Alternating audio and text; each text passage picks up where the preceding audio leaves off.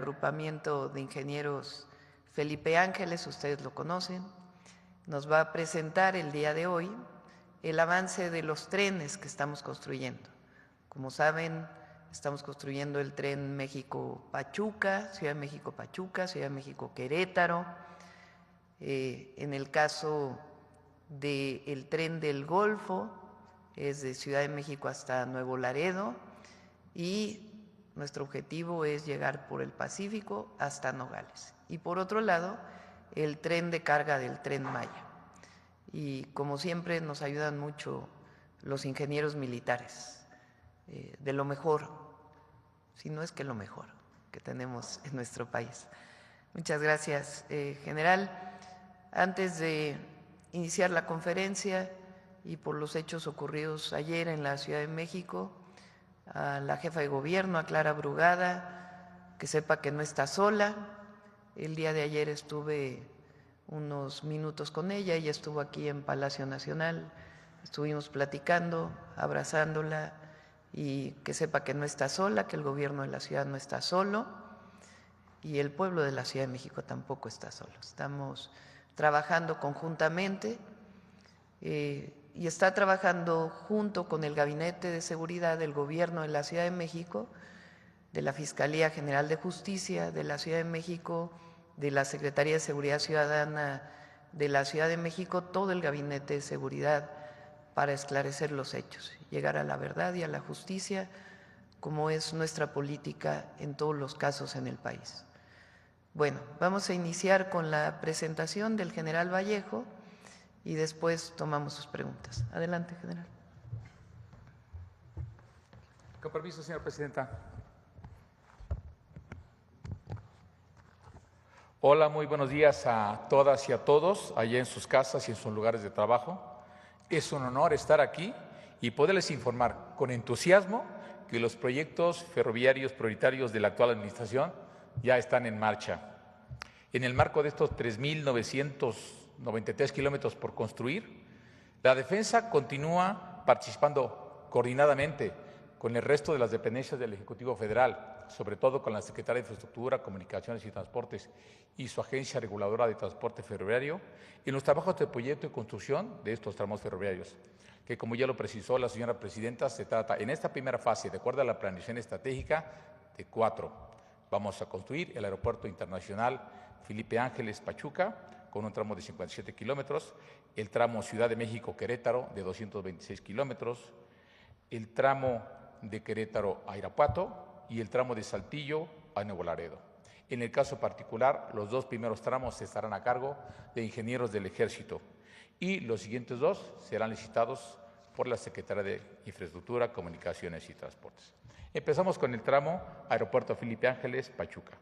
Este tramo ferroviario tiene una longitud de, ya lo hemos mencionado, 57 kilómetros de vías férreas dobles electrificadas para velocidades de 120 kilómetros por hora. El reto de infraestructura a construir, que ya inició, es realizar 2 viaductos elevados ferroviarios que tienen en total 6 kilómetros de longitud, 4 subestaciones eléctricas importantes para alimentar con energía eléctrica la catenaria que a su vez mueve el tren. Vamos a realizar 51 kilómetros de cortes y terraplenes fundamentalmente para estas 2 vías electrificadas y evidentemente la estructura de catenaria para la energización del tren. Se tienen contemplados inicialmente 8 estaciones y paraderos en este tramo. Siguiente, por favor. Los avances de trabajos. Bueno, es menester hacerles saber que desde el 1 de abril se emitió ya el resolutivo a la autorización de impacto ambiental de este proyecto, lo que nos permite ya estar trabajando en el derecho de vía. ¿Qué estamos haciendo actualmente? Estamos realizando trabajos de construcción en el derecho de vía adyacente al ferrocarril de carga que había antiguamente. Ahí correrán las 2 vías de pasajeros. No es convivencia, sino serán vías independientes. Estamos retirando rieles, durmientes de las vías antiguas que había, todavía durmientes de madera, riel de otra calidad y menor capacidad de carga. Estamos despalmando y limpiando para empezar a la construcción de las plataformas donde irán las vías. Ya incluso estamos perforando, bajando acero y colando cimentaciones para los viaductos elevados de esta infraestructura. y estamos terminando de levantar los campamentos de obra, que son muy importantes porque ahí están las plataformas para los centros de acopio, donde están llegando los suministros estratégicos. Va a llegar durmiente, riel, balasto, elementos de edificación, aparatos de cambio, etcétera. Bueno, actualmente aquí ya tenemos abiertos 10 frentes de construcción y tenemos 3.200 trabajadores activos en esta infraestructura. Por lo que se refiere a la parte arqueológica, ya tenemos el 100% de la prospección arqueológica sobre el derecho de vía existente, lo cual nos da posibilidades de continuar avanzando sin contratiempos. Ahora, ¿qué pasa con el tramo ferroviario de Ciudad de México a Querétaro? Se trata de un importante tramo de 226 kilómetros de vía doble que será para trenes diésel eléctricos para velocidades mayores de 200 kilómetros por hora. Bueno, aquí hay un reto importante de construcción de infraestructura. Debemos edificar 11 viaductos elevados de concreto para el movimiento de los trenes con una longitud de 12 kilómetros, 6 puentes para cruces de cursos de agua de 2 kilómetros de longitud en total y 114 kilómetros de importantes cortes y terraplenes. ¿Cuántas estaciones y parados tenemos propuestos? Al momento 6, pero conforme van evolucionando los estudios de demanda, vamos ajustando el número. Ya trabajamos en el proyecto coordinadamente con la Agencia Reguladora de Transporte Ferroviario, su mesa de arquitectura, su área de arquitectura, para tener las mejores estaciones. Ahora, en este tramo, los trabajos que estamos realizando a la fecha son despalme y cortes para iniciar la construcción de plataforma de vía, pero sobre el derecho de vía existente, es decir, esa parte donde están los trenes de carga, las vías de carga, donde podemos nosotros iniciar los trabajos. También estamos haciendo muestreo de los múltiples bancos de materiales que afortunadamente abundan en la región para verificar su normatividad ambiental, técnica y la calidad del material para nuestros terraplenes, subbalastos y balastos que vamos a requerir en la construcción. También aquí es muy importante señalar, este tramo está inundado de infraestructura subterránea. Entonces estamos realizando un minucioso trabajo con Petróleos Mexicanos, con Comisión Federal, con Cenegas, inclusive con la Comisión Nacional del Agua y otras dependencias, para identificar todas las obras inducidas que se van a materializar al construir esta vía férrea. Es importante hacerles saber que el día viernes está considerado que se emita el resolutivo, esperemos que sea favorable, del manifiesto de impacto ambiental que nos permitirá entonces trabajar en el resto del trazo, en los tramos nuevos. En cuanto a la prospección arqueológica, llevamos un 76% de avance, lo que nos permite, como ya lo hemos mencionado, pues seguir avanzando con nuestra maquinaria pesada. Al momento tenemos ya activos 10 frentes de construcción en el tramo Ciudad de México-Querétaro y 1.600 trabajadores que se están incorporando todos los días más y más para los trabajos de construcción. Ahora vamos a hablar del tramo Querétaro-Irapuato. Este tramo ferroviario tiene una longitud de 107, 108 kilómetros, también es de vía doble. Va a ser para trenes diésel eléctricos para velocidades de 200 kilómetros por hora máximas. Hay un reto de infraestructura para la empresa que resulte adjudicada, o las empresas que resulten adjudicadas para la construcción de esta infraestructura. Se deben de construir 11 viaductos elevados para ferroviarios, con una longitud de 16 kilómetros para cruzar las múltiples zonas urbanas que hay en este tramo pequeño, pero densamente poblado y lleno de infraestructura. También estamos contemplando en un proyecto coordinado con la Agencia Reguladora de Transporte Ferroviario y con las autoridades estatales y locales, la construcción de un túnel falso de 2,5 kilómetros de longitud para cruzar la ciudad de Celaya, es decir, por donde estaban las antiguas vías de carga que pasan por el centro de la ciudad, no elevarnos con una infraestructura, sino meternos subterráneos, cruzar la ciudad de forma subterránea, y eso nos va a permitir la construcción de un parque lineal en el centro de la ciudad. También se tienen contemplados 8 puentes para cruces de cursos de agua, con una longitud estimada de 6 kilómetros. Y se contemplan 90 kilómetros de cortes y terraplenes para la construcción de esta vía doble. Inicialmente se tienen, de acuerdo a los estudios de demanda, 6 estaciones y paraderos contemplados en esta localidad. ¿Qué avance se lleva? Como hemos mencionado, en este tramo, Defensa, coordinadamente con la Agencia de Transporte Ferroviario y algunas empresas especializadas para campañas geológicas, geotécnicas, geofísicas. Estamos integrando la ingeniería básica, que ya tiene un 70% de avance. La entregaremos puntualmente el 30 de junio, en tiempo para que la Secretaría de Infraestructura, Comunicaciones y Transportes lleve a cabo la licitación pública y estos trabajos pueden empezar en julio. Ahora, por lo que se refiere al tramo de ferroviario de Saltillo a Nuevo Laredo, es el tramo más largo que se inicia en esta primera fase. Tiene una longitud de 394 kilómetros de vía sencilla, igual para trenes diésel eléctricos y velocidades de diseño que se van a poder alcanzar en este tramo de hasta 200 kilómetros por hora. Las empresas que resulten adjudicadas tendrán el reto de construir 12 viaductos elevados ferroviarios para cruzar 12.5 kilómetros elevados, sobre todo sobre zonas urbanas. También se deberán construir alrededor de 100 puentes para cruces de agua y cortes en el terreno. Y se tienen contemplados un gran movimiento de tierras. Habrá que hacer 379 kilómetros de corte y terraplén entre la zona serrana y las planicies. Inicialmente se tienen contempladas 10 estaciones y paraderos en este tramo. En cuanto a la ingeniería básica que estamos desarrollando, prácticamente está terminada. Tenemos un 96%. Estará puntualmente entregada a la Secretaría de Infraestructura, Comunicaciones y Transportes para que continúe con su proceso de licitación pública el día 30 de junio. Ahora, también debemos mencionarles que simultáneamente los ingenieros del Ejército ya estamos trabajando en la construcción de la infraestructura de carga del Tren Maya en la primera fase, con el objeto de complementar el modelo de negocios del Tren Maya y dinamizar el movimiento de mercancías en el sureste del país y la propia península a través de la nueva línea férrea que ya está construida. Inicialmente construiremos los 4 complejos multimodales de carga ferroviaria más importantes del sistema, que son en Palenque, en Pochilá, en Progreso y en Cancún. También estamos iniciando ya la construcción de los ramales ferroviarios de Unucma a Progreso, ahorita lo vamos a explicar, de Pochilá a Mérida y de Pochilá a Unucma. Son casi 70 kilómetros de nuevas líneas férreas, sobre todo para llegar de la zona de capital de Mérida hasta el puerto Progreso, sobre una zona inclusive industrial. Llevamos ya el 96% de ingeniería básica, por lo que ya podemos continuar con los trabajos. Tenemos contemplado un programa de obra de 1 año 6 meses. Iniciamos el día 26 de abril del presente año. ¿Qué es lo que estamos haciendo? El complejo o la terminal multimodal de carga de Palenque es también una terminal de traspaso, donde llegan los trenes de todo el sistema ferroviario nacional para que sean arrastrados por el equipo de Tren Maya.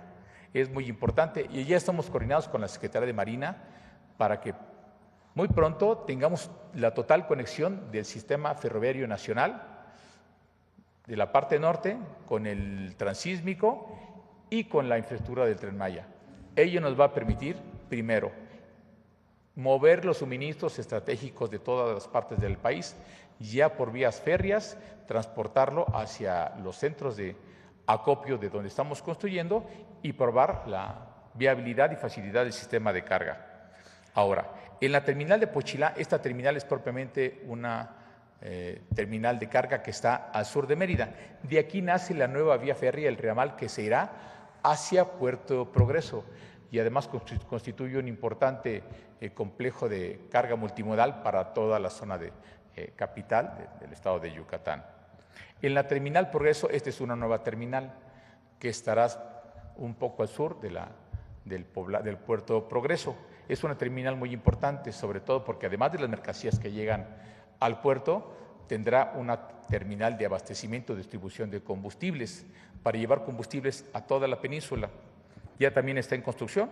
La terminal intermodal de Cancún también ya está en construcción. Esta es la terminal más grande del sistema para la ciudad y puerto de Cancún. Y además tendrá una terminal de almacenamiento y distribución de combustibles para alimentar por turbosinoducto al aeropuerto internacional de Cancún.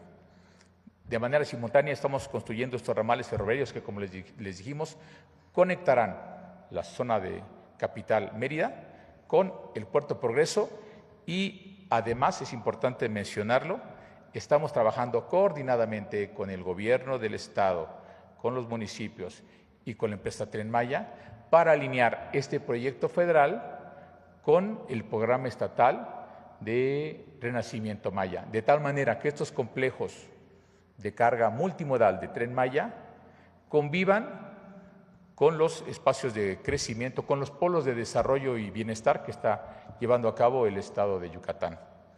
Bueno, ¿qué trabajo estamos haciendo? Podrán observar en la lámina. Estamos haciendo levantamientos topográficos, estudios geotécnicos, geofísicos y geológicos para construir en esta delicada zona del país por sus ecosistemas y ambientales. Estamos haciendo despalme y limpieza sobre los caminos de obra por donde se rodarán nuestros materiales, conformando ya las plataformas para los patios de vías que moverán la carga. Estamos retirando rieles y durmientes de la vía antigua de los ramales anteriores que existían de Pochilá, entraban a Mérida y que se dirían a Unucmá, que es una zona industrial al poniente de la ciudad. También estamos realizando una revisión técnica exhaustiva de los bancos de materiales para cumplir con toda la normatividad ambiental. Y estamos realizando las coordinaciones técnicas que ya les mencioné con la empresa Tren Maya y con el gobierno del Estado. Trabajamos en la liberación ecológica y concluyendo los campamentos de obra para empezar a llegar los suministros estratégicos. Tenemos 8 frentes activos y ya más de 2,000 trabajadores en estos trabajos. Como podrán observar, ya estamos trabajando plenamente en todos los frentes y a continuación, si lo permite, señora presidenta, tenemos un video de 2 minutos y medio para ejemplificarle lo que nuestro quehacer institucional. Gracias.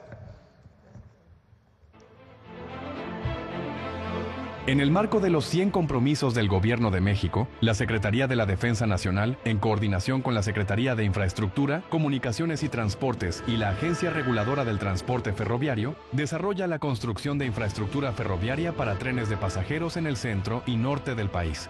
Tren AIFA-Pachuca, con una longitud de 57.5 kilómetros de vía electrificada y velocidad de diseño de 120 kilómetros por hora. Se contempla la construcción de 2 viaductos, 4 subestaciones eléctricas, 51.67 kilómetros de corte y terraplén. Actualmente se realizan trabajos de retiro de rieles y durmientes, despalme, limpieza del derecho de vía y perforación de pilas para viaductos.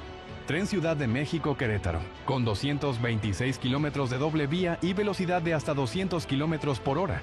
Integra 11 viaductos, 6 puentes y 114 kilómetros de corte y terraplén. Se realizan trabajos de despalme y corte para la liberación de derecho de vía, muestreo de bancos de materiales, topografía, estudios geotécnicos y levantamientos de obras inducidas e infraestructura existente, además del levantamiento de residencias de obra. Tren Querétaro-Irapuato, con una extensión de 107.9 kilómetros, contempla 6 viaductos, un túnel falso, 8 puentes y 85 kilómetros de corte y terraplén. Presenta un 88.97% de avance en estudios y 77.5% en proyectos. Tren Saltillo-Nuevo Laredo. Se desarrollan 394 kilómetros de vía, un reto que incluye 12 viaductos, 100 puentes y 379.5 kilómetros de corte y terraplén, con un avance del 97.90% en estudios y 95.9% en proyectos. Carga ferroviaria del Tren Maya.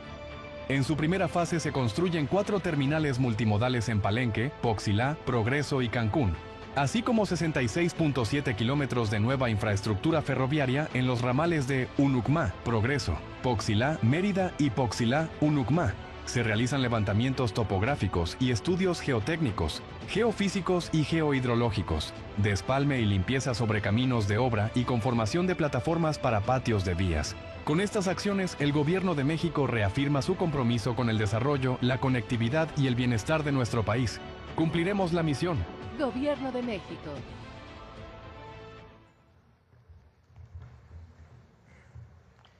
No sé si están los compañeros para poder hacer las preguntas. Adelante. Sí. Quisiera preguntar. A ver, vamos. Ahí está Paulina, ¿verdad? ¿Hay alguna organización, Paulina, para las preguntas? Sí, Presidenta, si usted le indica, puede continuar Jesús Esteva y la Yus con la presentación o nos vamos directo con las preguntas. Ah, bueno, adelante Jesús que no pudieron Ok. estar aquí, pero están a distancia. Jesús Esteban y Andrés Layuz. Comparten la presentación, por favor. Con su permiso, señora presidenta. A continuación, compartimos la presentación y le cedo la palabra al maestro Layuz. Ya está la presentación. Buenos días, presidenta, con su permiso. Buenos días a todas y todos. Como saben, el programa general de los nuevos trenes de pasajeros consiste en 4 fases. Y en este 2025, como ya informaba también el general Vallejo, estamos iniciando obras en la primera fase, que son los recorridos Pachuca, Ciudad de México, Querétaro, Saltillo, Nuevo Laredo y Querétaro, Irapuato. La siguiente, por favor. Están presentando.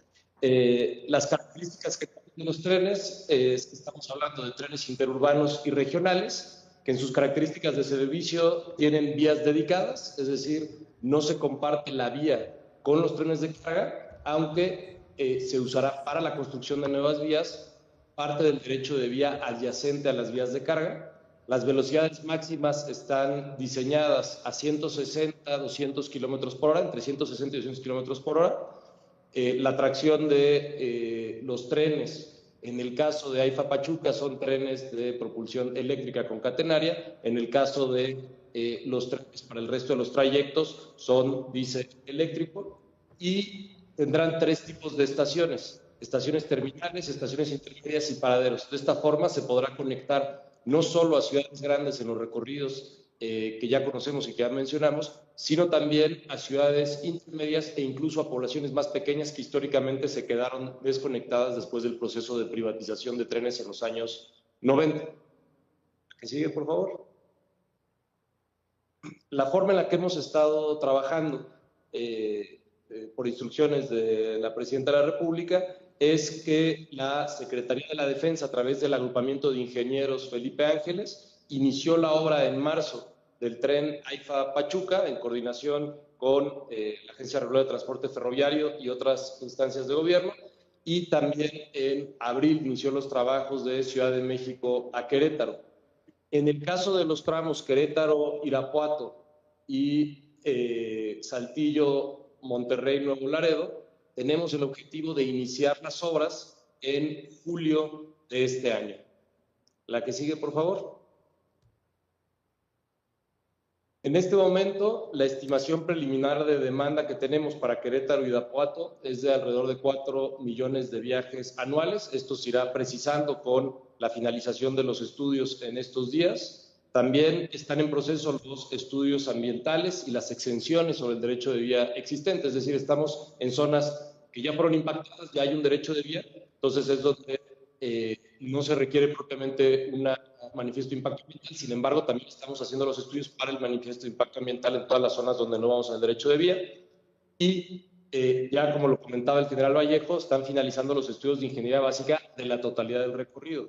Esto es importante porque la Secretaría de la Defensa, a través del agrupamiento, nos ha estado haciendo entregas de ingeniería básica, lo cual nos permitió el 19 de mayo, es decir, el día lunes de esta semana, hacer ya la convocatoria de licitación en Compras MX para que las empresas puedan revisar las características de la licitación que estamos publicando.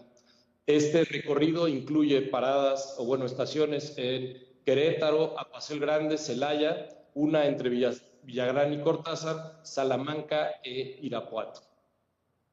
Como pueden ver en la lámina que sigue, tenemos el tramo de Querétaro y Irapuato dividido en 4 frentes de construcción, y precisamente la información que está publicada es del primer tramo de Apacio el Grande a Querétaro. La que sigue, por favor.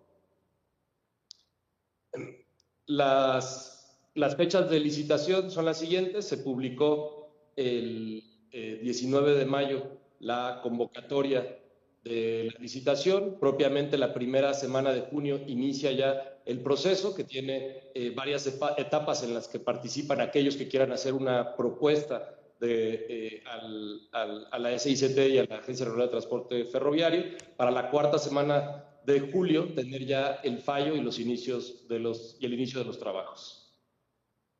La que sigue, por favor. En el caso de Saltillo Nuevo Laredo, tenemos una estimación preliminar de demanda de alrededor de 5.5 millones de viajes anuales. Esta información también se irá nutriendo con los estudios que estamos recibiendo, lo cual también nos permitirá identificar la demanda por distintos tramos. Los estudios ambientales están en proceso, en los mismos términos que Querétaro, Irapuato. Tenemos exenciones en derechos de vía existente y estamos procesando la MIA regional. Se están finalizando los trabajos de ingeniería básica en conjunto con el agrupamiento de ingenieros. Esto nos ha permitido ya tener expedientes técnicos de algunos de los tramos y es precisamente por esa razón que ya se publicó la convocatoria de licitación el día de ayer, 20 de mayo, y está disponible en Compras MX. Las estaciones que están planteadas y paraderos que están planteadas en este recorrido son Derramadero, Saltillo, Ramos Arizpe, García, Santa Catarina, Monterrey, Escobedo, Bustamante, Anáhuac y Nuevo Laredo. La que sigue, tenemos en el tramo Saltillo Nuevo Laredo, está dividido en 6 subtramos, así 6 frentes de trabajo. El frente de trabajo que en este momento ya fue publicado es el frente entre Unión San Javier y Arroyo El Saiz, que es un frente de 99.9 kilómetros. Las características de la licitación y las fechas, como les comentaba, son iguales que en el otro tramo. La publicación de la convocatoria del 20 de mayo, la publicación propiamente de la licitación ya con todo el procedimiento donde participan los oferentes, es a partir de la primera semana de junio para tener el fallo de inicio de los trabajos en la cuarta semana de julio. En la siguiente lámina podemos ver cuáles son las características que tenemos en las licitaciones para construcción. Las licitaciones incluyen que los proponentes tendrán que hacer, en caso de tener un fallo favorable, levantamientos topográficos, estudios geotécnicos, la presentación del proyecto ejecutivo definitivo. Ahorita el trabajo que se ha hecho es un proyecto de ingeniería básica que ya tiene elementos del proyecto ejecutivo y se les estará entregando a los participantes, y las especificaciones técnicas particulares y definitivas para materiales, procesos constructivos y sistemas ferroviarios. En la fase de construcción tendrán que considerar obras preliminares, movimientos de tierras, obras de drenaje, estructuras especiales como viaductos y puentes, superestructura de vía, obras auxiliares y obras de mitigación ambiental. Por último, una vez que esté terminando la construcción, inicia la fase de pruebas y puesta en servicio, donde se consideran pruebas, ensayos estáticos y dinámicos de la vía, verificación de estructura y pruebas de carga, visión de sistemas de drenaje y geotecnia, y ajustes finales e integración sistémica, así como toda la documentación y entrega final que se harán a las obras para integrarse en el conjunto del proyecto. ¿La que sigue, por favor? Como saben, todos estos trabajos, y así fue la instrucción que recibimos de la Presidenta de la República, se están haciendo en equipo, se están haciendo en conjunto. Estamos la Secretaría de Comunicaciones y Transportes, la Secretaría de la Defensa, la Secretaría de Hacienda, la Secretaría de Desarrollo Territorial, la Secretaría de Medio Ambiente, Conagua, la Secretaría de Bienestar, el INA, por supuesto la Agencia Reguladora de Transporte Ferroviario. Esta es la información que tenemos de los avances, Presidenta. Muchas gracias a todas y todos. Muchas gracias, Andrés. Ahora sí vamos a las preguntas. Si les parece, me envía aquí Paulina. Alma. Buenos días, Presidenta. ¿Me escuchan? Sí, sí, te escucho. Gracias.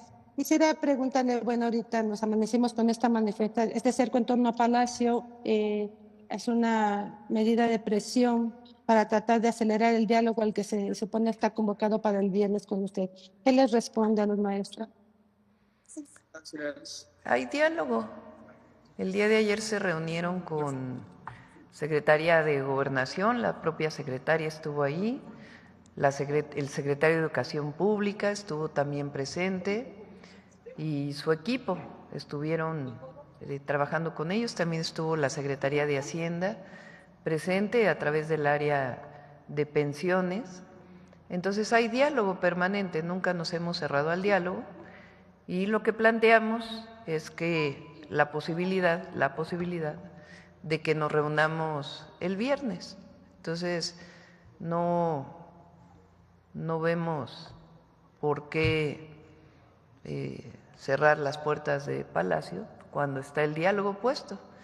Es decir, para eso hay un gabinete, no todo se tiene que resolver con la presidenta. La presidenta está en contacto con su gabinete, los están recibiendo los propios secretarios de Estado.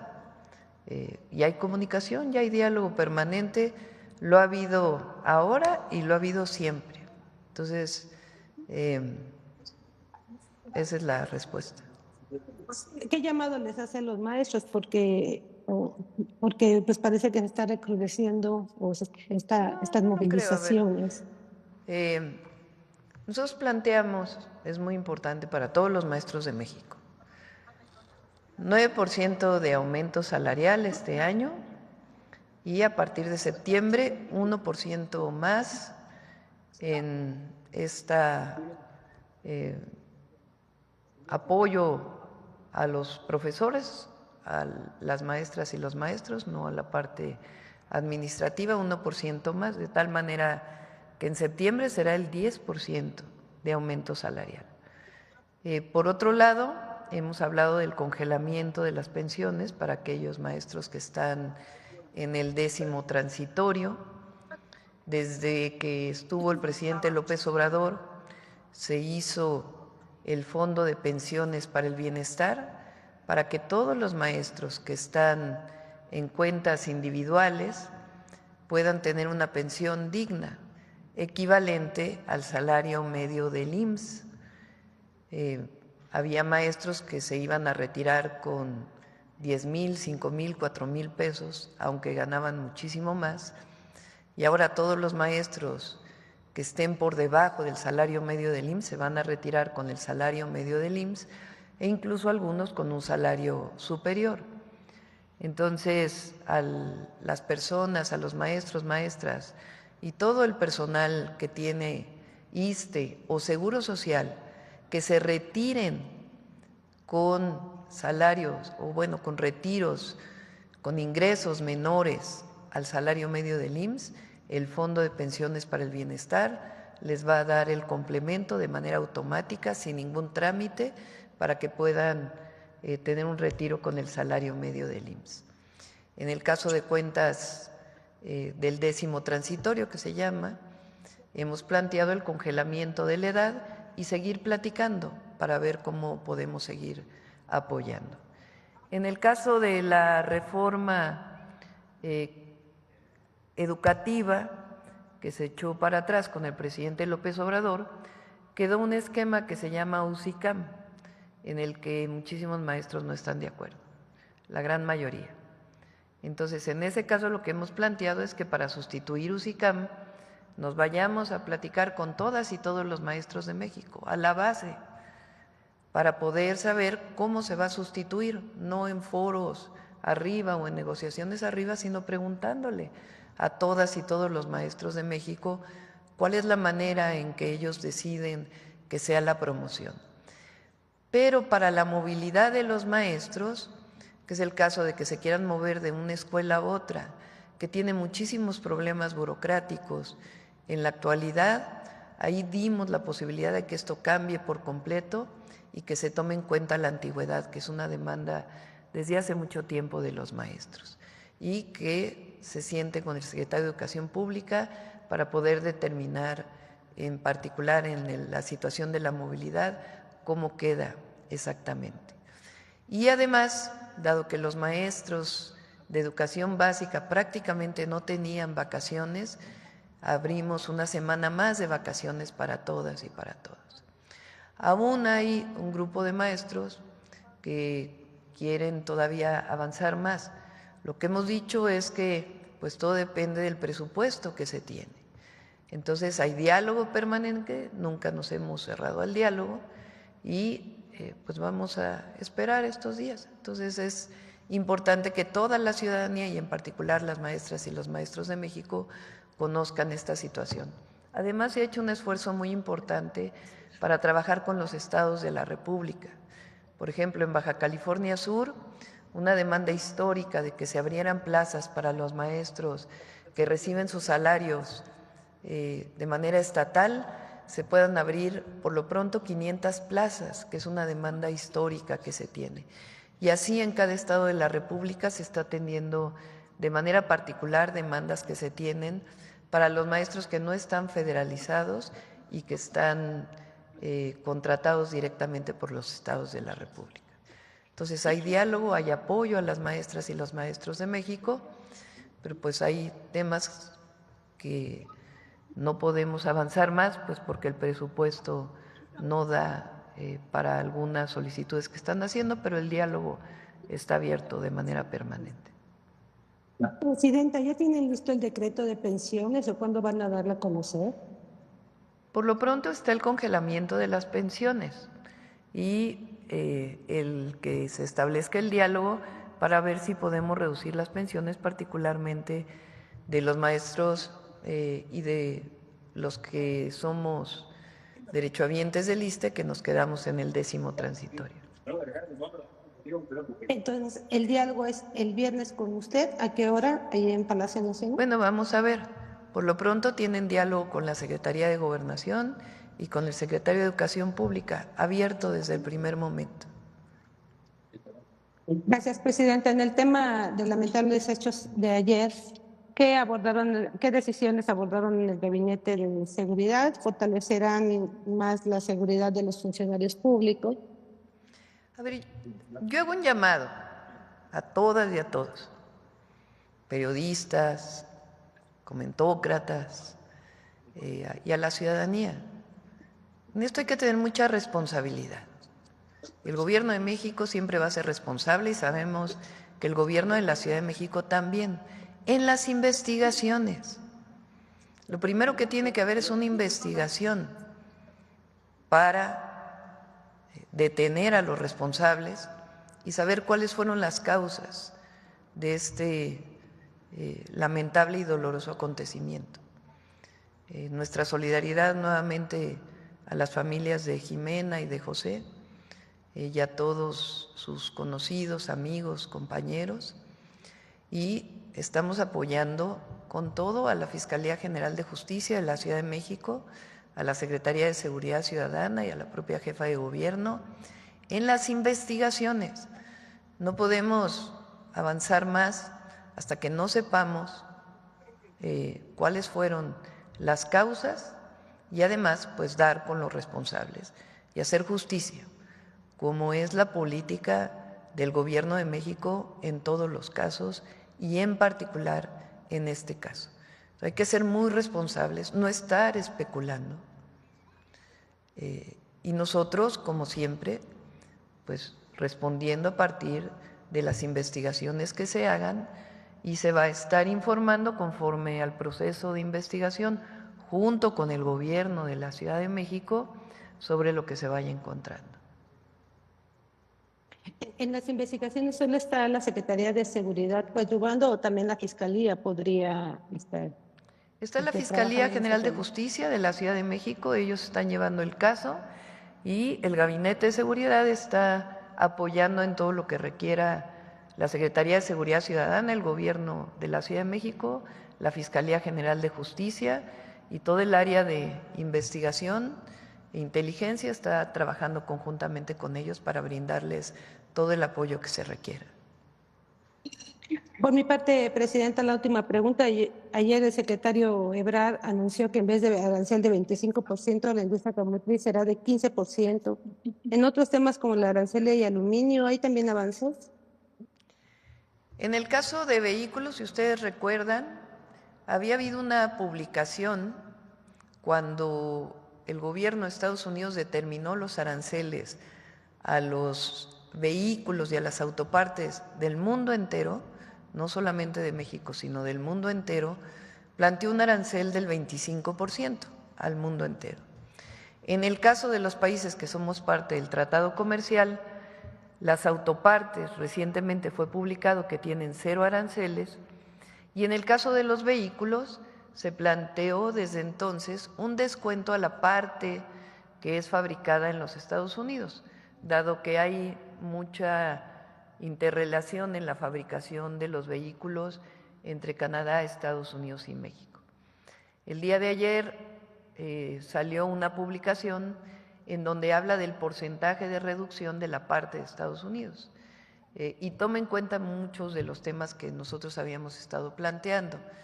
Entonces, se reduce el arancel de manera importante para los vehículos fabricados en México porque tienen pues muchas autopartes que vienen de Estados Unidos. A los vehículos que no son parte o que se exportan a través de mecanismos que no son del tratado comercial, seguimos buscando los mecanismos para que disminuyan esos aranceles. Entonces, eso es en vehículos, y en el caso del acero y el aluminio, pues esperamos también muy pronto llegar a un acuerdo que ponga a México en situación preferencial frente al resto del mundo. Muchas gracias. Gracias. Creo que viene Hans Salazar. Sí. Buenos días, presidenta. Hans Salazar, de Noticiero en Redes. Preguntarle, ahondar un poquito más, permítame, sobre la situación del día de ayer aquí en la Ciudad de México, este trágico hecho. En la parte de las líneas de investigación y todo eso, ¿se ha comentado algo en el gabinete? Ese es el primero.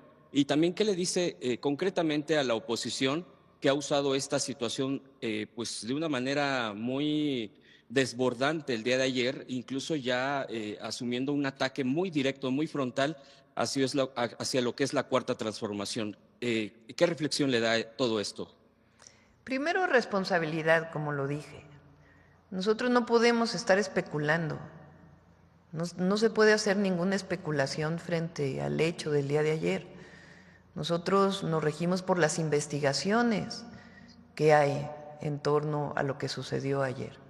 Entonces, sabemos, y el pueblo de México que vio imágenes sabe cómo se dio este lamentable y trágico hecho, pero toda la investigación que hay alrededor de él, pues como podrán imaginar, pues no se puede revelar muchísimo de la investigación. Entonces hay que ser muy responsables y tampoco se puede especular, porque también le gusta mucho a la comentocracia estar especulando. Entonces, lo que llamamos es a la responsabilidad de todas y de todos, y que se espere a las investigaciones y a la información que vamos a estar dando junto con el gobierno de la Ciudad de México, porque esta es una investigación conjunta con las instituciones de la Ciudad de México y nosotros estamos apoyando en todo lo que se necesite. Eso es lo primero. Lo segundo, la oposición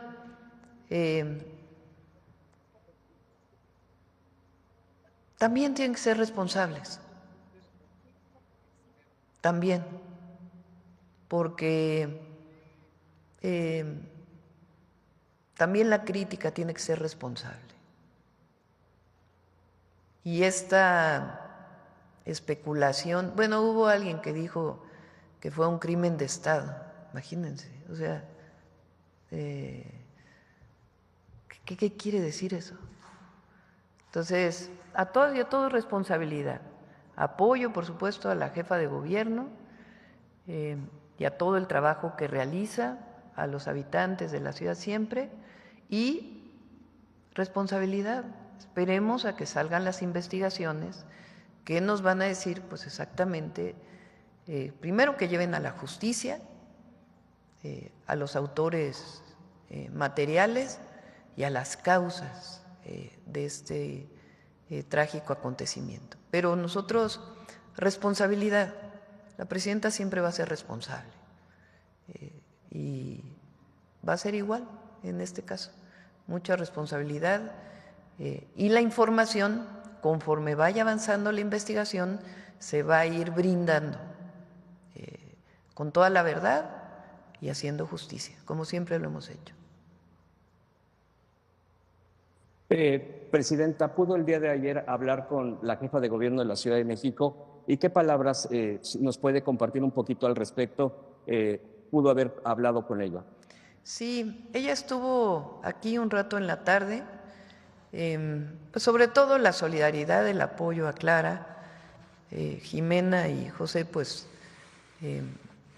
eran muy cercanos a Clara, entonces pues nuestra solidaridad personal siempre a ella, nuestro cariño a las familiares, por supuesto también que sepan que estamos trabajando con Clara para poder llegar a la justicia y que ella sepa que estamos respaldándola en todo lo que ella necesite. Queremos mucho a Clara, llevamos muchos años luchando juntas, junto con muchos otros millones de mexicanos y mexicanas. Y ella tiene el respaldo de la presidenta y del Gobierno de México. ¿Qué le diría a la gente, presidenta, en este momento también, que a partir de todas estas cosas, dice, ¿qué pasa con la seguridad? ¿Qué mensaje le daría a la población enfocado al tema de la seguridad? Primero que en este caso vamos a estar informando y a decir cuál es el resultado de la investigación. Eso es muy importante porque no podemos adelantar nada hasta que no se hagan las investigaciones. Y se está trabajando responsablemente con todo el Gabinete de Seguridad apoyando a las investigaciones. Y segundo, el trabajo que estamos realizando desde el primer día que llegamos para construir seguridad y justicia, paz y justicia en nuestro país. Ese es nuestro mandato y así va a ser. Y vamos a seguir avanzando. A nosotros nada nos detiene en cumplirle al pueblo de México en lo que nos comprometimos. Los 100 puntos que nos comprometimos y también en ellos está la construcción de la seguridad y la paz en nuestro país. Por otro lado, presidenta, preguntarle sobre el otorgamiento a su persona como presidenta, la insignia de oro por su liderazgo social. Esto lo está otorgando America's Society a usted por contribuciones excepcionales en nuestro país y es un reconocimiento para usted que, bueno, pues es en el ámbito global, es otro reconocimiento a usted, a su trabajo. Y yo quisiera algún comentario al respecto. ¿Qué palabras tiene por pues este liderazgo que le siguen reconociendo? No es el único. Estamos viendo, la verdad es que muchos reconocimientos, muchos, pues, viendo su liderazgo como presidenta. Este es otro que se suma. Quisiera una reflexión al respecto, presidente. A mí agradezco obviamente los reconocimientos, pero no a mí, sino a nosotros. Lo que nos importa es el respaldo del pueblo. Y para que haya respaldo del pueblo, nunca hay que traicionar al pueblo, hay que estar siempre cerca. Y eso es lo que hacemos todos los días. Y en la medida en que estemos cerca de nuestro pueblo, siempre, sin traicionar lo que nos comprometimos, lo que somos, el no mentir, no robar y no traicionar al pueblo, en la medida que estemos cerca y sigamos cumpliendo, en esa medida va a haber reconocimiento nacional e internacional, pero no es a la presidenta, es al pueblo, es a nuestro país. Le agradezco mucho, presidente. Gracias. Excelente día. Bueno, Arturo Páramo.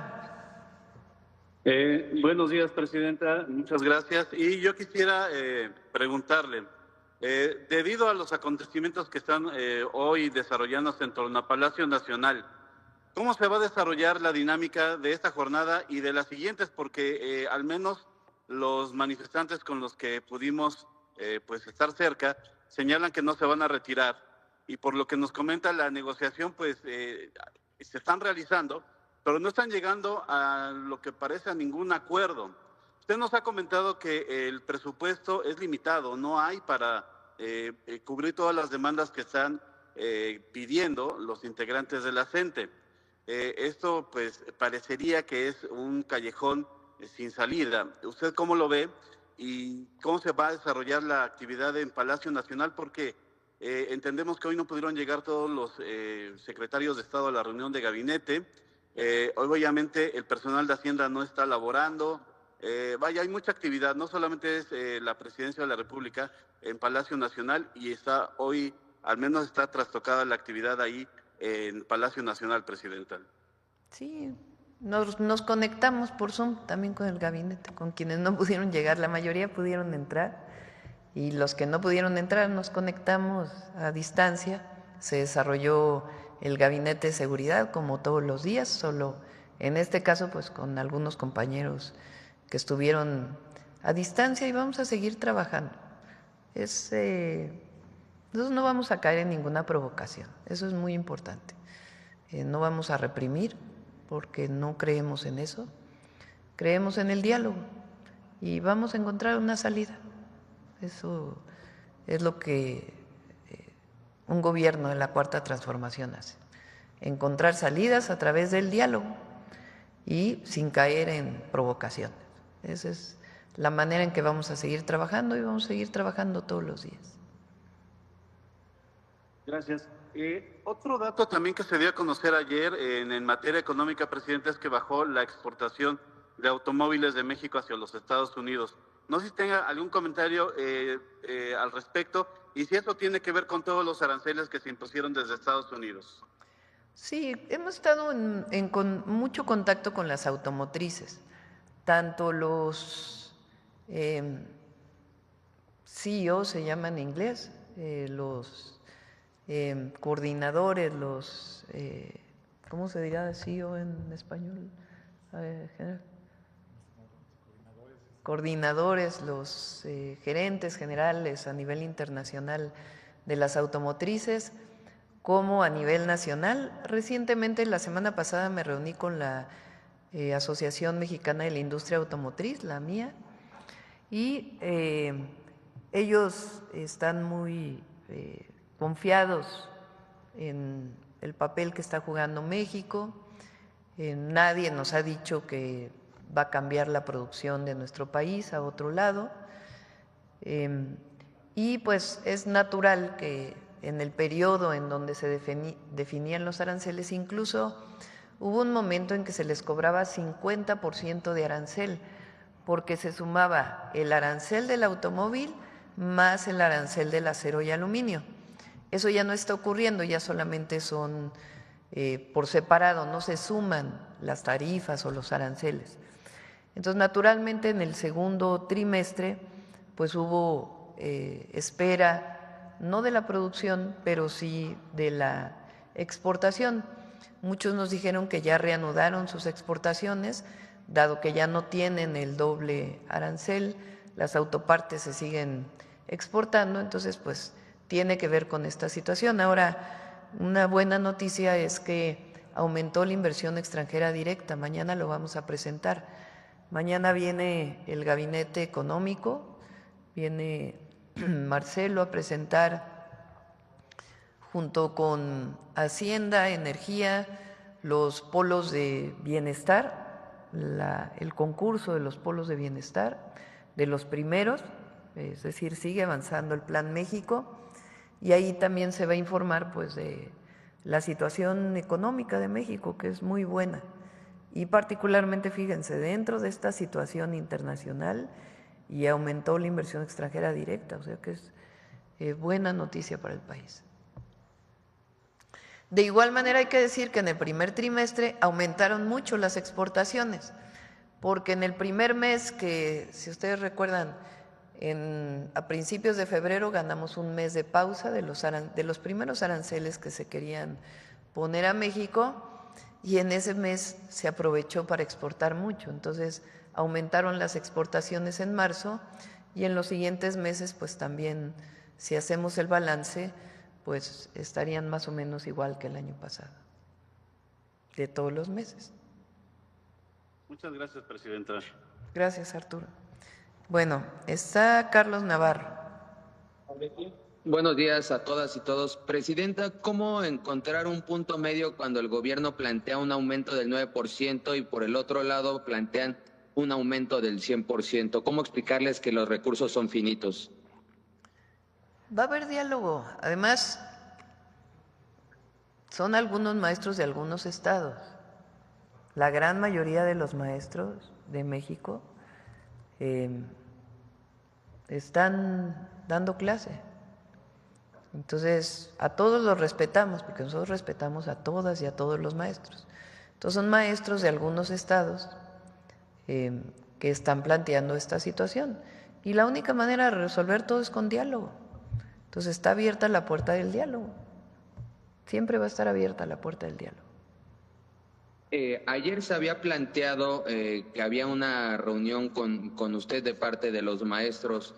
Sin embargo, pues se toman las acciones de hoy donde manifestantes cierran los distintos accesos. ¿Estaría usted dispuesta a recibirlos en Palacio Nacional o dónde se podría llevar a cabo esta reunión, Presidenta? Pues vamos a esperar. El día de hoy tenían una reunión de nuevo con los secretarios. No es... Normalmente cuando hay una manifestación, una situación así, no eran recibidos en el pasado. No me refiero al presidente López Obrador, obviamente, que él recibió muchísimas veces a las y los maestros de la CENTE, organizados a través de la coordinadora, pero en el pasado pues no recibían, ni siquiera los secretarios de Estado los recibían, eran servidores públicos, directores generales. Entonces ahora tienen una mesa de trabajo con el secretario de Educación Pública y la secretaria de Gobernación y equipo de la Secretaría de Hacienda. Entonces hay diálogo permanente y no vamos a caer en ninguna provocación. Diálogo es la manera en que se tienen que resolver los problemas laborales, políticos, diálogo. En otro tema, Presidenta, ¿cómo avanza esta negociación? Si ya han entablado conversaciones con otros países como India o algún otro de Latinoamérica para la defensa, para evitar el impuesto del 5% a las remesas desde Estados Unidos. Incluso ayer ya un grupo de senadores se reunió con el embajador de México en Estados Unidos. Sí, se reunieron con el embajador de México en Estados Unidos y está un grupo de senadores mexicanos de todos los partidos políticos en Washington para reunirse con congresistas y con senadores también. Se espera que esta semana pase por el Congreso, por la Cámara de Representantes y después iría al Senado de la República y nosotros no quitamos el dedo del renglón. Seguimos demandando que se cumpla el convenio que tenemos con Estados Unidos de que no haya doble pago de nuestros hermanos migrantes en Estados Unidos cuando envían las remesas y que se cumpla el convenio de no discriminación. Entonces vamos a seguir en ello y ya pues poco a poco vamos a ir informando. ¿Tiene contemplado reunirse próximamente con el embajador Ron Johnson para atender justamente este tema que le planteó cuando le entregó las cartas credenciales, Nos Presidenta? reunimos hace unos días y le planteé este tema. Y fue receptivo y vio cómo planteó que a ver cómo nos puede ayudar y que también haya comunicación con los congresistas de Estados Unidos. Entonces, digamos, este tema ya fue planteado al embajador. Por último, Presidenta, por los lamentables hechos de ayer y por la magnitud del caso, ¿se visibiliza que la misma Fiscalía General de la República atraiga el caso o confían en que lo mantenga la Fiscalía Capitalina? Confiamos en que lo mantenga la Fiscalía Capitalina. Es una muy buena fiscal y todo el apoyo que requiera. Puede coadyuvar también la Fiscalía General de la República si es necesario, pero confiamos en que se mantenga en la Fiscalía General de Justicia de la Ciudad de México. Muchas gracias. Buen día a todas y todos. Sigue Mara Rivera. Sí, buenos días, Presidenta de Enfoque Noticias. Bueno, yo quisiera preguntarle que a propósito de este grupo de expertos que hemos ido escuchando, concretamente el día de ayer del Instituto Mexicano de Ejecutivos de Finanzas, incluso del mismo sector privado, del Centro de Estudios Económicos del Sector Privado, estas proyecciones en cuanto al crecimiento económico que han sido, pues, han ido a la baja. En algunas ocasiones hablan de un 0.2%, ayer veíamos un 0.1% o hasta el 0% pronostican estos. qué tipo de mensajes tendría que dar a la inversión. Y también concretamente, Presidenta, pues si nos puede compartir qué platicó ayer usted con la presidenta precisamente del Consejo de las Américas, de Susan Siegel, que estuvo con usted en la presidencia, de qué hablaron, qué confianza hay que darles con estas señales, pues no muy claras en materia de violencia, que es lo que les preocupa. Como lo mencioné, hay muchos indicadores del primer trimestre y ahora del mes de abril que son muy positivos sobre la economía de México y tiene que ver con el modelo de desarrollo que hemos establecido desde que estuvo el presidente López Obrador y al mismo tiempo con la actividad que hemos estado haciendo relacionada con el Plan México. En el pasado, en el periodo neoliberal, decían, si algo le pasa a Estados Unidos, pues a nosotros nos va a ir 5 veces peor. Había esta frase que decía, si allá, ¿cómo decían? Si tose, acá estornudan. Aquí nos da, si allá estornudan, acá nos da pulmonía. Nosotros no creemos en eso. Por supuesto que nuestra economía está muy integrada a los Estados Unidos y estamos planteando que queremos que siga esta integración. Pero nosotros estamos haciendo nuestra parte con el Plan México, con fortalecer lo que se produce en nuestro país a través de distintos instrumentos que hemos desarrollado, el trabajo de Secretaría de Hacienda, de Secretaría de Economía, de Secretaría de Energía, la obra pública. Fíjense hoy lo que presentamos. No llevamos ni 7 meses en el gobierno y ya se están construyendo 2 líneas de tren, a Pachuca, a Querétaro, se está terminando los detalles del Tren Maya, sobre todo relacionado con los sitios arqueológicos y una parte de la catenaria que se está terminando y al mismo tiempo ya se está construyendo el Tren Maya de carga, se está yendo hacia Progreso con el Tren Maya de carga. En el caso de la Secretaría Marina está el tren interoceánico con su línea que va a Chiapas, en Ciudad Hidalgo, y también la que va hacia Paraíso, Tabasco. Es decir, está la obra pública, están las plantas de generación eléctrica en licitación, las carreteras, muchas de ellas ya se empezaron a construir de las licitaciones que se abrieron a tiempo, las obras de agua ya inicia su construcción en muy poco tiempo, además de todo el trabajo que no interrumpimos de algunas obras que quedaron pendientes por inaugurar. Se están construyendo hospitales, también con ayuda de los ingenieros militares en el país, hospitales del Instituto Mexicano del Seguro Social. Los programas sociales se han incrementado, no solamente los que ya existían, los programas de bienestar con el presidente López Obrador, sino hoy las mujeres de 63, 64 años ya tienen su apoyo, los niños de secundaria, los adolescentes de secundaria, las y los adolescentes ya tienen su beca, hubo un incremento salarial del 12.5% al salario mínimo, es decir, nosotros no hemos parado de trabajar y vamos a seguir trabajando, impulsando la economía de nuestro país desde abajo, que es la visión que tenemos en la Cuarta Transformación. Entonces, lo que pasa es que antes pues esperaban a qué hacía el mercado, nosotros no, nosotros trabajamos todos los días para impulsar la inversión pública y también la inversión privada. Entonces, esto nos da una condición muy distinta. El día de ayer no solamente vino Susan Siegel, que es una mujer muy importante en los negocios bilaterales y particularmente en Estados Unidos, ellos fueron los que plantearon el premio a México y todos muy animados con seguir con las inversiones en nuestro país. Y bueno, el dato que ayer me dio Marcelo Ebrard de que aumentó la inversión extranjera directa en estas condiciones, no para México, sino internacionales.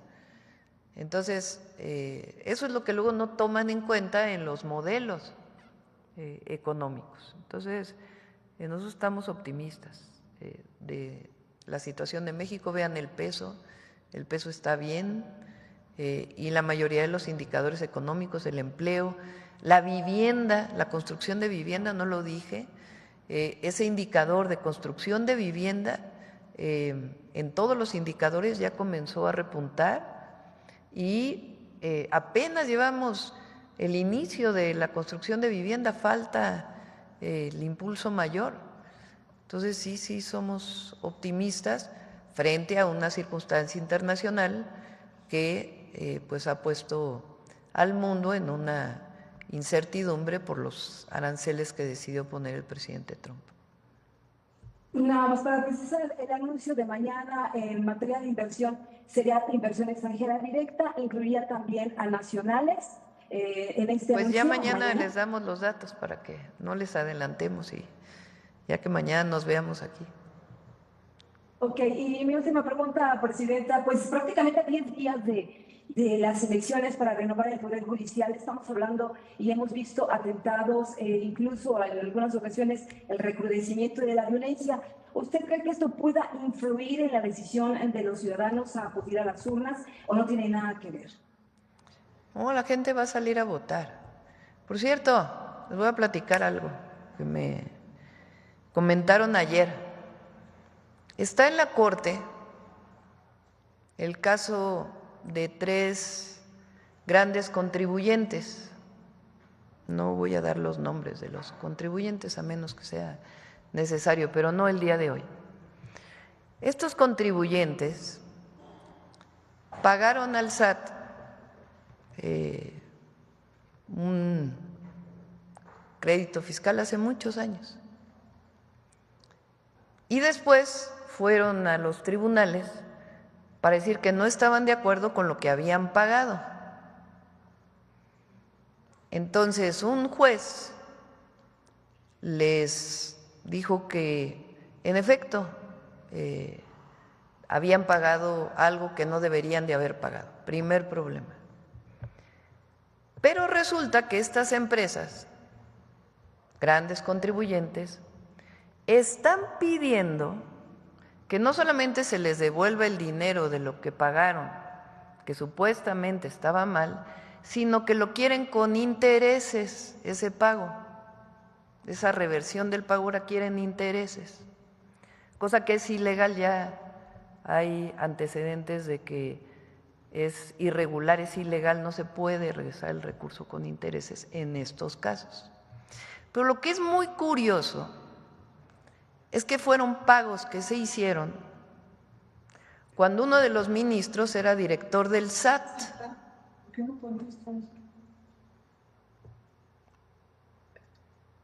Tiene un nombre compuesto. Cuando ese ministro era director del SAT, se hicieron esos pagos. Y ahora ese ministro quiere resolver que se le regrese con intereses. O sea, conflicto de interés, para empezar. Y segundo, ilegal. Nada más un argumento más de por qué queremos que el Poder Judicial responda a la justicia y no a intereses de unos cuantos. Repito, quieren que el fisco les regrese un pago que hicieron con intereses, cosa que es irregular. Y quien está promoviendo eso es un ministro que en esos momentos, cuando se pagó, fue director del SAT. Ahí les dejo de tarea cuál es el ministro. Bueno, solamente también ya un comentario, Presidenta, habría que reconocer un poquito la campaña a la ciudadanía porque se está tratando precisamente de utilizar en muchas ocasiones a los comunicadores o a los medios para infundir esta confusión o complejidad del proceso y que por lo tanto, bueno, pues pudiera ponerse en duda la asistencia de la gente porque es muy complejo votar. No creo que vaya a haber problema. La gente va a salir a votar. Y un llamado a todos a votar este 1 de junio, domingo 1 de junio, a votar por el Poder Judicial. Gracias, presidenta. Bueno, sigue María Versa. Hola, buenos días, presidenta.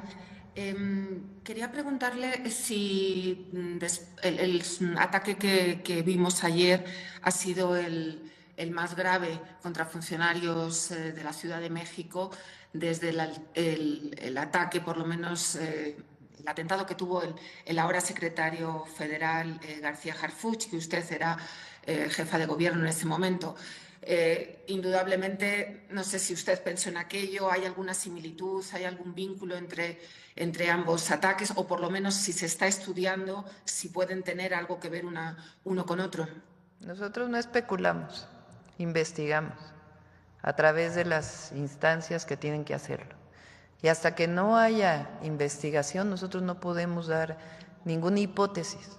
Y le pedimos a todas y a todos que tengan esta responsabilidad. Que haya las investigaciones, van a ser investigaciones veraces, reales, con análisis científico, que nos permitan llegar a los asesinos materiales y encontrar la causa de este lamentable y trágico hecho que ocurrió el día de ayer en la Ciudad de México. Usted ha dicho, presidenta, que de momento las investigaciones las tiene la Fiscalía de Ciudad de México. ¿Eso significa que todavía no hay indicios de que puedan estar vinculadas al crimen organizado o eso todavía está abierto, que la Fiscalía Federal pueda asumir? Es muy buena la fiscal de la ciudad y tiene todo el apoyo de la Secretaría de Seguridad y Protección Ciudadana del Gobierno de México, su Subsecretaría de Investigación e Inteligencia, todo el apoyo del Centro Nacional de Inteligencia, todo el apoyo del Sistema Nacional de Inteligencia, del Gabinete de Seguridad Pública del Gobierno de México, tienen todo el apoyo. El secretario de Seguridad Ciudadana de la ciudad y la Fiscal General de Justicia de la Ciudad de México y, por supuesto, la jefa de gobierno. ¿Eso indica que sí, entonces hay algún tipo de indicio de que pudiera ser criminalidad organizada? Aunque todavía usted dice que, lógicamente, hay que esperar a las investigaciones, pero hablo de indicios. Hay que esperar a las investigaciones.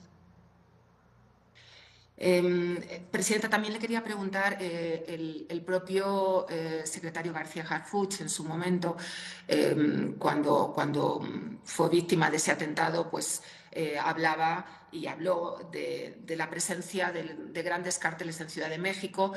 Quería saber si nos podía usted, al margen del incidente de ayer, pues decir cómo estaba la situación de la criminalidad organizada en Ciudad de México. Indudablemente el nivel de violencia no tiene nada que ver con el de otros estados del país, pero quería saber si ustedes cómo veían, si hay presencia de los grandes cárteles, si ha disminuido, si ha crecido, si nos podía dar algún dato al respecto.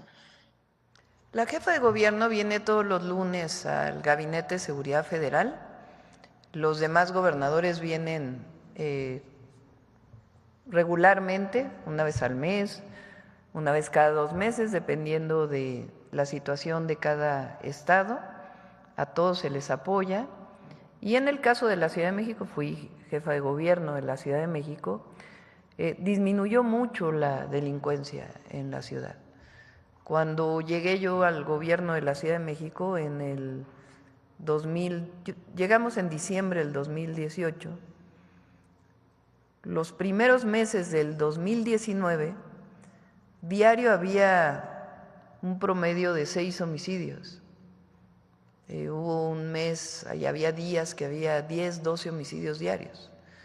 Descompuesto el sistema de seguridad de la Ciudad de México en aquella época. Y se fue construyendo un modelo y reorganizando las instituciones. Se construyó un modelo de investigación, de inteligencia y un trabajo coordinado también con el Gabinete Federal. La ciudad disminuyó a 2 homicidios diarios. Ha habido semanas con la jefa de gobierno, Clara Brugada, en donde el promedio de homicidios es de 1.7. Entonces, hay una colaboración y coordinación constante.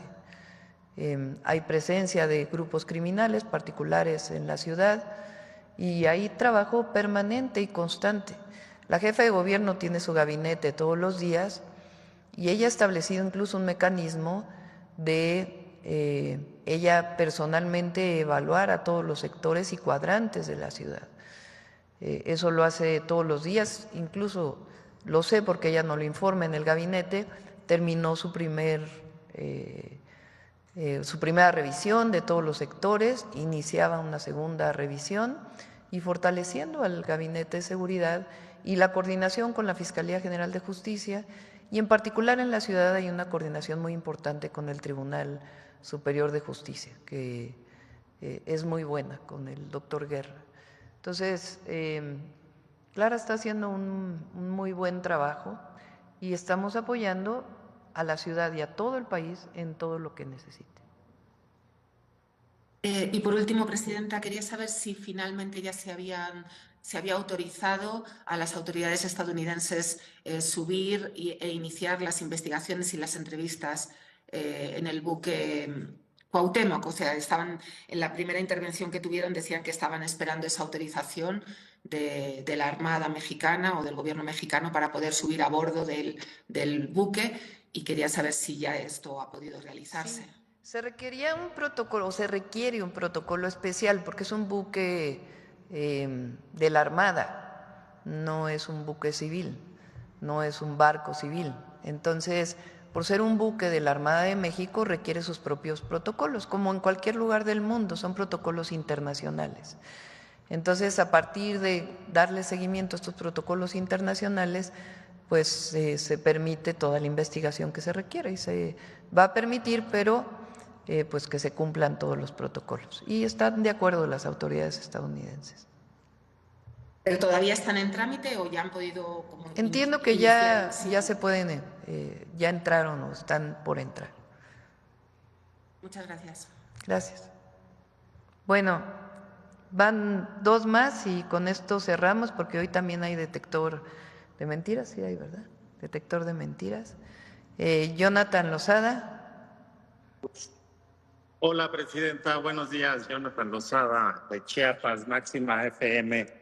En este contexto que vivimos hoy con la manifestación de la gente, pues los periodistas que ingresamos a la mañanera también fuimos víctimas de agresiones por parte de los maestros que acudieron a esta manifestación. Estos maestros, pues que han tenido, porque hemos nosotros cubierto cada uno de los eventos, de los planteamientos que han tenido con usted, pues han tenido esa apertura al diálogo. Sin embargo, agredidos incluso físicamente, el compañero también del Chapucero, Arturo Pavón, fue agredido físicamente. Los maestros que estaban ahí lo despojaron incluso de sus elementos de trabajo, de su teléfono, y algunos otros fuimos acorralados hacia otros lugares. De repente se habla de la agresión hacia los medios de comunicación en algunos medios de desinformación, en donde se dice, bueno, es que el Estado no es el Estado, ¿no? Y aquí lo podemos testificar nosotros, que fuimos víctimas el día de hoy. En este caso fueron los maestros quienes nos agredieron a nosotros. Y en este contexto también, Presidenta, yo quisiera preguntarle, pues, ¿cuál es su opinión en este sentido? ¿Cuál es su postura frente a estas agresiones a la prensa? Primero, yo creo que hay que decir que no fueron los maestros, porque en todo caso son algunos maestros, porque no hay que generalizar, eso es importante. Y bueno, hay que ver también pues quiénes eran. Entonces, nosotros vamos a condenar cualquier agresión a los medios y a los periodistas, siempre. Y siempre vamos a pugnar porque haya manifestaciones, sí, pero pacíficas. Nosotros nos manifestamos durante años, participamos en manifestaciones, en mítines, y siempre fueron pacíficas, no se rompió un solo vidrio y nunca hubo agresión a periodistas. Entonces, por supuesto que condenamos esto y no estamos de acuerdo. Y ahí, para no generalizar, porque si no fueron personas que decidieron manifestarse afuera de Palacio Nacional, pero no estamos de acuerdo en que haya agresión a nadie. Y no hay que caer en provocaciones también, no hay que caer en provocaciones. Claro, gracias, presidenta. En otro tema y en un tema de Chiapas, fue detenido la Fiscalía General del Estado en colaboración con la Fiscalía General de Justicia de la Ciudad de México, detuvo recientemente a Eric Romero Peinberg, quien es pues conocido en Chiapas por liderar lo que se conoce allá como el cártel inmobiliario en Chiapas. Este personaje llevaba años siendo buscado por la justicia y fue finalmente detenido ayer aquí en la capital del país. Incluso el fiscal del estado ha planteado y ha invitado a la gente que ha sido víctima de este grupo a denunciar y a acudir a la fiscalía. Yo quiero preguntarle, el tema de los cárteles inmobiliarios está un poco en todos lados. Está, bueno, en Ciudad de México muy claro con el líder del PAN, que lideró este cártel en Ciudad de México, bueno, que en ese caso se atreve también a ser líder de un partido político, pero surgen en todos lados, están un poco en todo el país. Parece que trabajar con el tema inmobiliario fue fácil para muchos delincuentes de cuello blanco. Fue un esquema en el que fácilmente podían hacer pues toda la estrategia y todos los artilugios para burlar a la ley y burlar también a los ciudadanos. Yo quería preguntarle con relación a este tema, ¿qué medidas de prevención pueden existir por parte del gobierno federal, presidenta, para evitar que estas redes resurjan en otros rincones del país? ¿Y cómo se podría hacer para hacer más eficientes los procesos de fiscalización de desarrollo urbano y la transparencia en los permisos de uso de suelo? Los permisos de uso de suelo los dan los municipios, con excepción de la Ciudad de México, que los permisos de cambio de uso de suelo los da el Congreso de la Ciudad de México. En todo el país quien da esos cambios son los municipios. Nosotros, desde el gobierno del presidente López Obrador, y nosotros lo estamos promoviendo también, es lo que se llama el ordenamiento territorial, para que quede claro y sea público dónde se puede construir, dónde no se puede construir, qué niveles se pueden construir en dónde, qué es equipamiento público. Es decir, que el ordenamiento territorial de todos los municipios del país sea público y que se conozca para que no haya irregularidades, y en caso de que haya un cambio de uso de suelo, pues en el caso de los municipios que sea verdaderamente discutido por el Cabildo y que no haya corrupción relacionada con estos cambios de uso de suelo. Y ahí pues todo el apoyo que pueda dar la SEDATU para apoyar a todos los presidentes municipales. Hay algunas denuncias que se han presentado aquí, en algunos casos hay, por ejemplo, cerca de Tulum, desde que fuimos con el presidente López Obrador, hay la construcción de un hotel que viola todos los usos de suelo, y sigue trabajando la SEDATU junto con el municipio, pues para que cumpla con la ley, y así en todos lados. Y los principales vigilantes de eso es la ciudadanía. Entonces, que la gente también esté muy pendiente de que se cumpla el uso de suelo y que en su momento, si hay una violación de uso de suelo, pues que lo manifieste a su municipio. Y finalmente, presidenta, tengo entendido que se reúne hoy, entiendo será vía virtual, con la gobernadora de Veracruz, Rocío Nale, y preguntarle si el tema es y sigue siendo la seguridad en torno al proceso electoral que se llevará a cabo en esa entidad. Se pasó para mañana la reunión, dado que por la situación de Palacio, entonces mañana nos vamos a comunicar con ella. Gracias, presidenta. Muchas gracias. Bueno, creo que cerramos con dos videos. Uno Hoy se cumple el 130 aniversario del natalicio del general Lázaro Cárdenas. Tenemos un pequeño video en homenaje al general y después cerramos con el detector de mentiras. Adelante.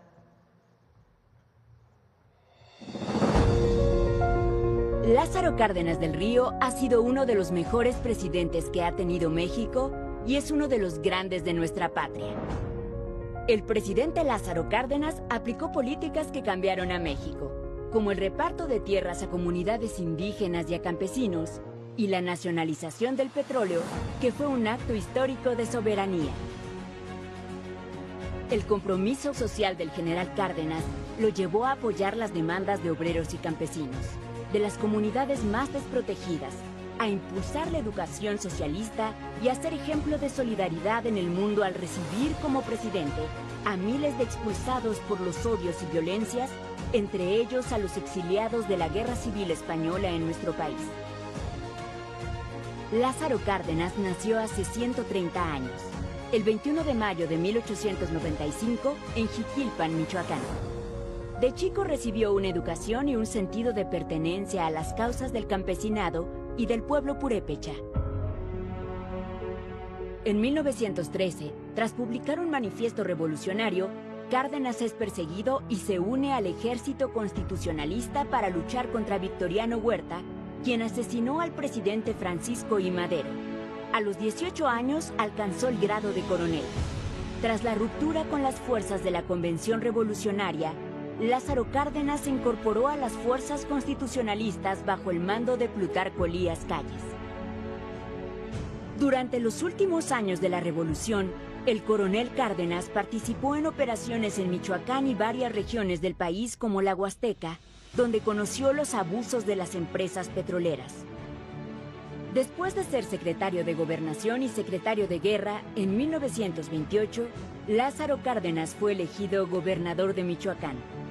Y 6 años después, tras una extensa campaña electoral en la que recorrió todo el país, en diciembre de 1934, Cárdenas tomó posesión como presidente de la República.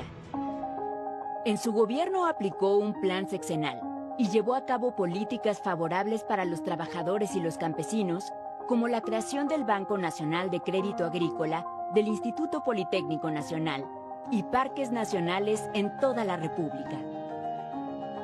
En 1937 nacionalizó los ferrocarriles y constituyó Ferrocarriles Nacionales de México. En 1938 enfrentó los abusos de las empresas extranjeras y firmó el decreto de nacionalización del petróleo. Así, supo mantener la dignidad del país a pesar de las amenazas externas. El humanismo mexicano tiene, en Lázaro Cárdenas, uno de sus pilares: su cariño y compromiso con el pueblo, su sencillez, su humildad, su capacidad para escuchar y entender las necesidades de la gente y su voluntad para encabezar un gobierno al servicio del pueblo, son un patrimonio fundamental para el humanismo que orienta a este gobierno.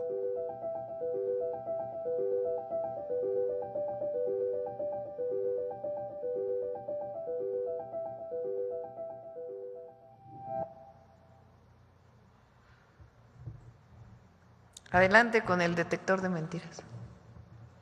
Gracias, con su permiso, Presidenta. Buenos días a todas y todos.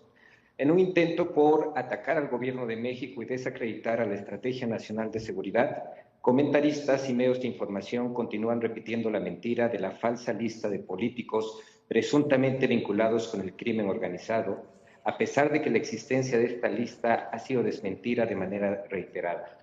Peor aún, utilizan como fuente un reportaje cuyo autor, Tim Golden, admitió no tener los elementos o los detalles de los cuales fueron las acusaciones. Veamos el video del detector de mentiras de esta semana.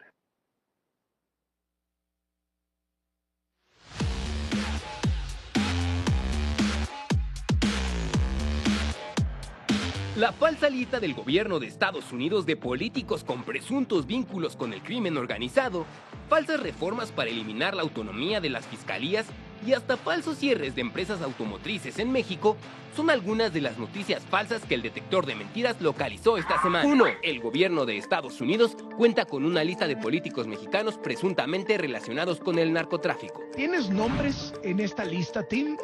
No publicaste nombres, pero no sé si en el transcurso de estos días te han llegado nombres en esta lista. Bueno, yo conozco, me han contado de muchos nombres de no solo de esta lista, sino también de una lista anterior. ¿Y nos puedes compartir algunos de esos nombres? No creo que no los comparto porque realmente no tenemos los detalles y es una decisión que pues tomamos en un primer momento por las siguientes razones. No tenemos en todos los casos los elementos o los detalles de cuáles fueron las acusaciones específicas. ¡Mentira! La nota de ProPublica firmada por Tim Golden señala sin ninguna prueba la existencia de una presunta lista de políticos mexicanos ligados con el crimen organizado, utilizando como ejemplo casos desmentidos con anterioridad. A pesar del desmentido y de la falta de pruebas de la publicación de Tim Golden, esta fue retomada en varias columnas, utilizando la misma estrategia para diseminar la mentira que se utilizó en enero de 2024, cuando Tim Golden publicó una nota donde afirmaba que el entonces presidente López Obrador estaba siendo investigado por haber recibido recursos para financiar su campaña presidencial de 2006. La información fue desmentida por las propias autoridades de Estados Unidos. 2. La presidenta Claudia Sheinbaum prepara una reforma para eliminar la autonomía de la Fiscalía General de la República y las fiscalías estatales y una reforma electoral para eliminar la credencial de elector. ¡Mentira! En la mañanera del pueblo del 19 de mayo, la presidenta Claudia Sheinbaum desmintió que esté preparando una iniciativa de ley para eliminar la autonomía de la Fiscalía General de la República y de las fiscalías estatales y permitir que el titular del Ejecutivo Federal y gobernadores nombren a sus titulares. En cuanto a la falsa reforma electoral, la consejera jurídica de la Presidencia de la República, Ernestina Godoy, informó que el documento que circula en redes sociales como propuesta de reforma electoral es apócrifo.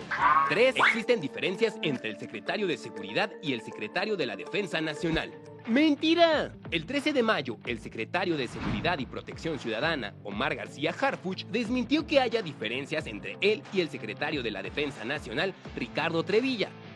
No ha habido una sola diferencia con el general secretario Ricardo Trevilla, todo lo contrario. 4. Nissan analiza cerrar 2 plantas de producción en México. ¡Mentira! El 19 de mayo, Nissan México aclaró que las noticias sobre el posible cierre de plantas en el país es especulativa y no se basa en información oficial de la compañía. 5. La Secretaría del Bienestar abrió un programa para la entrega de televisores. ¡Mentira! La cuenta de TikTok, @informantes.d.app, es apócrifa y no tiene relación con el gobierno de México. Entre los programas del bienestar, no existe alguno que otorgue equipos electrónicos a las personas beneficiarias. 6. Ximena Guzmán, secretaria particular de la jefa de gobierno de la Ciudad de México, transportaba una maleta con $1 millón y una bolsa con pastillas color azul. ¡Mentira! Las imágenes de una maleta con dinero y pastillas azules utilizadas en redes sociales corresponden a una incautación de dinero ilícito realizada por autoridades de Estados Unidos en 2021 y a un decomiso realizado por elementos de la Guardia Nacional en el estado de Jalisco en agosto de 2024.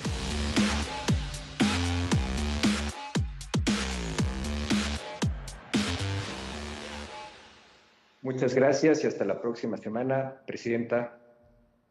Gracias a todas y a todos y gracias por el equipo, por esta rapidez en poner en marcha la mañanera del pueblo del día de hoy. Gracias, general. Buenos días.